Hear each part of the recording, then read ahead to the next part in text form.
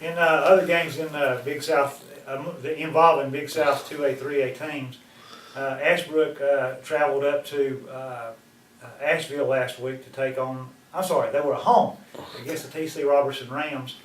And Ashbrook started off the season with 2 losses, of course, against South Mountain teams, Burns and Crest, but they followed that up with 2 wins against 2 Asheville teams, 2 very good Asheville teams, especially Robertson.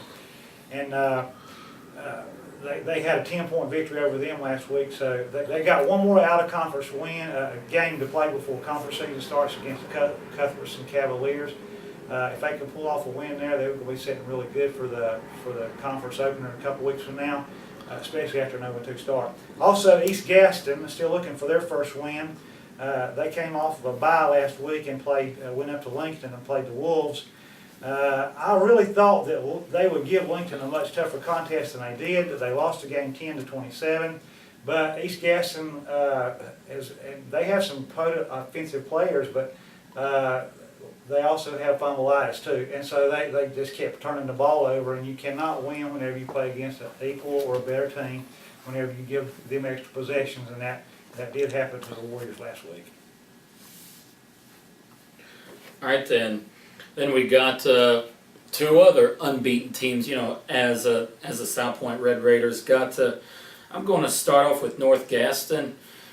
They're a much better team than last year, and you know, even though they haven't played you know, a daunting schedule, I mean, they played 2 teams that have, you know, 1 win combined between the 2, and then they played 2 decent teams in Lincolnton and East Rutherford. And those were really, really close games. And I just think, you know, they're going to be more challenged when they enter the Big South 3A, 2A, and but I'd still look out for them. And Lake Norman Charter, it's a big mystery because they really have not challenged themselves.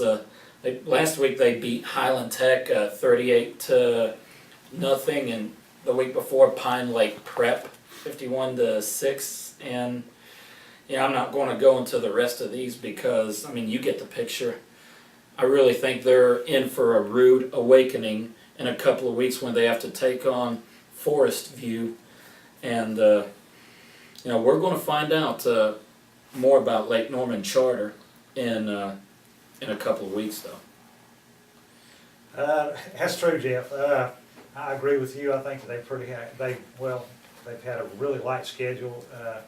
Certainly not one I think that's going to prepare them adequately for play in the Big South 3A, 2A. But like you say, they're an unknown because most of the teams in this conference have not played them, and so it's going to be a learning process for most teams. It's especially going to be a learning process for Lake Norman Charter. Hunter Huss played the Rocky River Ravens last week. Dale and Pepman reviewed that game in their video just a few moments ago, but they lost by 11 points against the 4A team, which says a lot for Hunter Huss because Hunter Huss had to go back down to 2A this year. So, and they played them very competitive. At times they had to lead in the game. So the Hunter Huss Huskies can make some noise in the Big South this year. And you know, not only that, they got an even tougher game coming up against Vance. I mean, Huss in the past they've not prepared themselves well for conference play. They've always had a light schedule, but this year, I mean, they've really beefed up Vance, Rocky River, and Burns. I mean, yeah. But I mean, they're still a little bit of an unknown, but that's another team, despite the record, you better look out for.